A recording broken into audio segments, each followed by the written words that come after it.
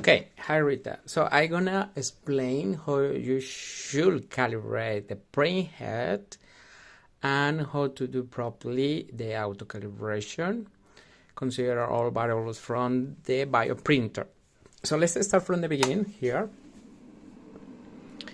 And I'm gonna print exactly the same construct that you send the video to us. So let's start. Let's wait until the system loads so I can explain you properly the step by step.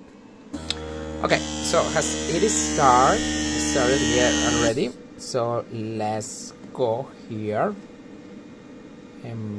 for the bioprint. Okay, gonna select the same model that you selected. Simple shapes. This one, 10 by 1 by 1. And preview, so that's one. Okay, surface the same, exactly the same petri dish, and now this is in the tool head number 1. So let's select the pneumatic one, and I'm gonna increase slightly a little bit here the pressure and reduce the speed to 5 millimeters per second. So I want to go with that speed because I want to show one of the features that we have to compensate the deviation between the calibration and the surface. If that happens, if not, you don't need to use that feature. But let me just select that speed just to show you that properly. Then, yeah, after that, let me just check one thing. Is 22 gauge is the right one. Yeah, okay, layers, let's see here. Yeah, it's exactly the same shape that you printed in your video. Then I'm gonna test a little bit the material here. Yes, yeah, that's okay, good. Now let's print, and we start the first part of the calibration, that is to do the automatic bevel leveling. So let's put this here, the surface proof, and continue here.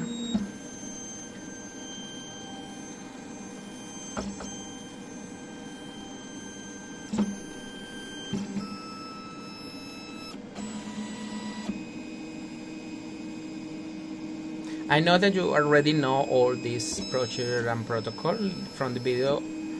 It looks like you have been working a lot with the bioprinter, but I'm just doing and recording this video just in case you forget something from the protocol and what would you got during the training. So after to finish, you have two options. Of course, you can do manually or automatic calibration. Let's try first the manual calibration. So I'm gonna remove this from here, and I'm gonna select that one. So the first part, and I saw that from your video, is that you unscrew this, right? Yeah, so now let's calibrate. I'm gonna go here and go. Yeah, so this is critical to touch the surface as you made in the video, right? And to choose the center of the surface. So you will see how the tip of the nozzle bumps against the surface. So yeah, so you saw that it is totally in contact. So now you screw this right high, and then you calibrate, and you push only once. I mean, once it is calibrated, it must go up, right? But I saw from your video it is not behaving like that. This is weird, but I just wanted, as I said, I just wanted to double check that everything that I am doing here, you are following there. So after that, you push OK, right? That's it, and then you can start the print. But here is a nice feature while you are printing. Let's say that you start your print, and then as you show from the videos, the material is not touching the surface. So you have an option here that is in Tools, Adjust print height. So you have a gap between -2 and 2 millimeters to adjust the distance between the surface and the tip of the nozzle. Let's say, yeah, so I can test that right now here. Yeah, you see how it increased a lot the distance, and I can decrease as well. It goes back, and you can even go